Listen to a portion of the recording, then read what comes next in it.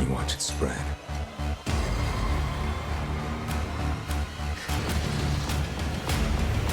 It's terrifying. Resident Evil Infinite Darkness is another one of the CGI animated stories that takes place in the same continuity of the games. And even though this was released in 2021, it takes place in the year 2006, fitting in right between Resident Evil 4 and 5 in the continuity and after the Degeneration movie. So that's why I'm reviewing it now.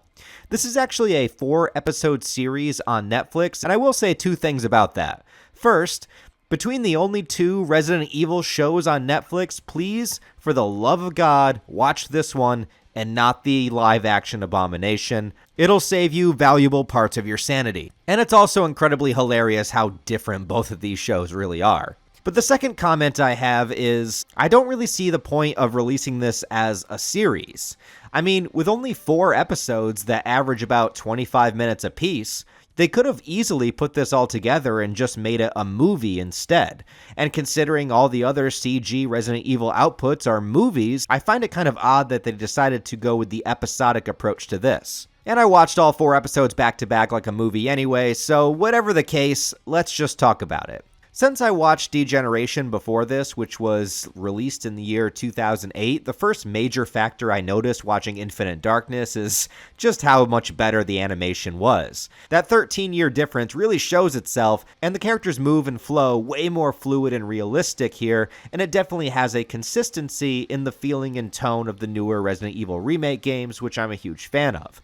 They once again focus on Leon and Claire as the main characters, though this one is much more of a Leon story, where Claire is only kind of there in a B-plot filling in the gaps. Another thing I appreciated is that, unlike Degeneration, Leon actually seems to have personality here. Thank you. He has way more dialogue, he comments on plenty of the events from the past, and he has a couple of fun, snarky comments and lines along the way, showcasing his annoyance when facing down particular enemies. You gotta be shitting me. Wish I had some cheese.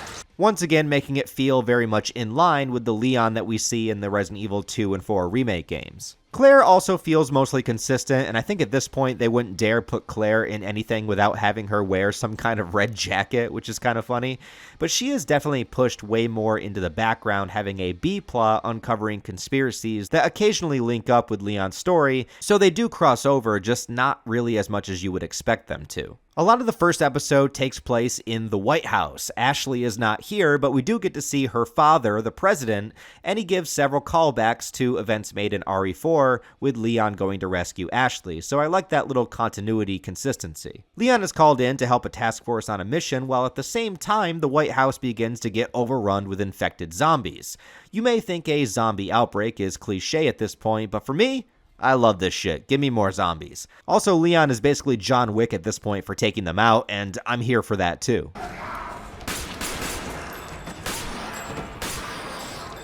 But the crux of the story revolves around an incident that took place in a fictional Middle East country, Panamstan, where a military group was shot down and exposed to biological weapons. The lone survivor, Jason, who has been hailed as this hero, which whenever spoken to him directly makes him feel very uncomfortable.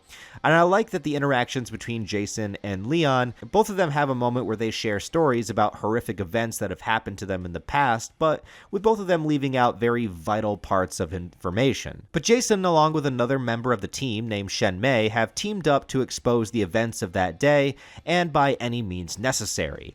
And the mystery of what happened and who's behind it all slowly begins to unfold through the course of the 4 episodes, with Leon caught in the crossfire many times, not realizing that 2 of his teammates have ulterior motives, and Claire is elsewhere putting the puzzle pieces together herself. It does feel very repetitive at this point, since it's basically a similar story yet again as Revelations 1 and Degenerations were. Now with Infinite Darkness, there's another high-ranking government official behind all of the madness, and it continues to play out like a political thriller of sorts with some action scenes thrown in to keep the pacing on track. Basically, Jason's rescue team was exposed to an outbreak while on their mission as they attempted to save Shenmei's brother. Once infected with the virus, Wilson, our resident military antagonist obsessed with power, used the leverage of having an inhibitor to the virus to make Jason's team carry out missions that would assist in his goals and rise to power. They had to inject themselves with an inhibitor every so often, or else they would begin to transform and mutate, and only Wilson could supply this inhibitor to them. So the entire time, Wilson has been gaining closer access to the president to help influence his decisions. Oh, and while also secretly having an underground laboratory filled with bioweapons, making an army of human super soldiers. Yeah, this guy's been putting in a lot of work. Leon learns all of this from Shenmei herself right before what's left of her brother and her grandfather are killed, and Claire figures it out all on her own, out during her own little subplot, and then is promptly captured by Wilson's men. Which is really just an excuse to get her and Leon in the same place for the final episode, because otherwise there'd be no real reason for them to interact. Once we reach that point, pretty much the entire final episode takes place in this underground lab, and I'm noticing more and more trends of Resident Evil as I go through it, where the final act needs to happen in a laboratory location, preferably underground, and then someone will inevitably transform into a massive Hulk-like bioweapon for the final battle. In this case, it's Jason, and I still was thrown off at him being very coherent and able to speak in his transformed state. I don't know, I think it looks really cool, but it really does take away from the body horror aspect if you still retain your consciousness post-transformation. I know I've kind of seen similar effects here and there, like Krauser in RE4, so it's not unheard of or anything, but I think I just prefer the horror aspects of your autonomy being taken away from you as you mutate and transform into something monstrous, a tragic point of no return. In any case, the animation and action sequences here are great, and a huge step up from the last animated Resident Evil movie that I watched. Shenmei doesn't make it, and Jason's goal remains the same here, as he plans to expose what Wilson did to the world, even if the lab itself is destroyed in the process. There is an element of sympathy here for his character, as Jason didn't really ask for anything that happened to him and originally was trying to do the right thing, so you do want to see him get some kind of resolution for his suffering, even if he is going about it in a destructive way. And at least in this moment, I also felt for Leon, because though agreeing with the sentiment, you can't allow a creature like this to reach the surface, so it's a no-win scenario. Because I'm assuming Jason's rage would probably take that out on other people, or perhaps he'd continue to mutate and things would just get worse and worse. But as far as exposing the secrets to the world, I mean, yeah, I'm kind of with him on that. Which leads me to the ending of the series, which I gotta admit, I really don't fully understand the point of this ending. So I would love somebody to explain it to me in the comments that's more well-versed in Resident Evil lore. They have a chip from Shenmei's brother with data on it that could expose what they were doing in Panamstan, and Claire wants to use it for obvious reasons, to show the world what these corrupt military leaders were doing. But Leon refuses to give it to her. I don't know if this is implying that Leon has some kind of secret plan to end BOW testing from inside the system, or if it's meant to imply a much darker outcome in which Leon has been working way too close with authority for so long now that he himself doesn't want the truth to be exposed. Refusing to give the chip over to Claire has got me really suspicious into his motives. It also causes a rift in their dynamic because she seems to walk away no longer trusting him.